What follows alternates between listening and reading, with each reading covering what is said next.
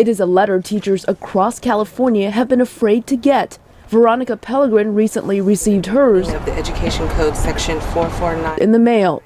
Getting the letter and seeing we will no longer be employed, your services will no longer be required, it's very disheartening to say the least, and frustrating. Pellegrin is not alone. 60% of the teachers at Mariposa Nabi Primary School in Los Angeles received layoff notices. Salvador Rodriguez is the principal here. We have to keep going and making it the best year possible with all these changes. Even with a tighter budget, Rodriguez has been able to provide computers for his students, but they are feeling the impact. He says there used to be 20 students to a teacher here. By next year, he expects close to 30 students per classroom.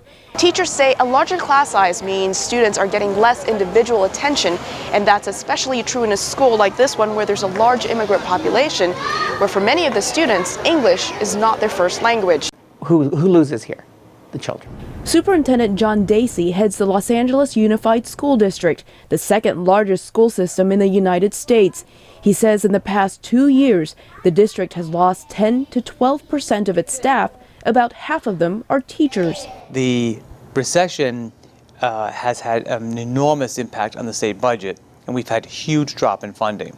University of California education professor John Rogers says the recession has affected education funding across the country. Some projections estimate that across the country, 160,000 teachers have received layoff notices this spring.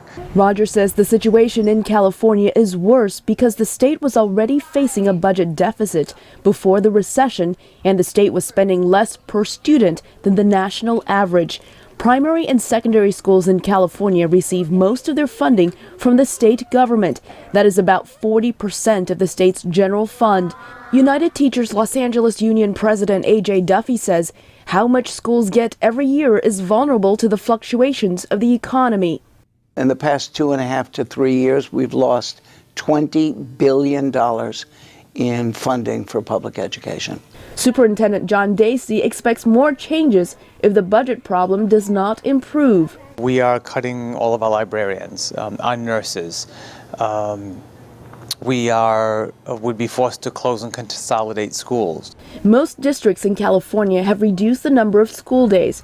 Other states around the country are also talking about cutting school days as they face less funding for education. Elizabeth Lee for VOA News, Los Angeles.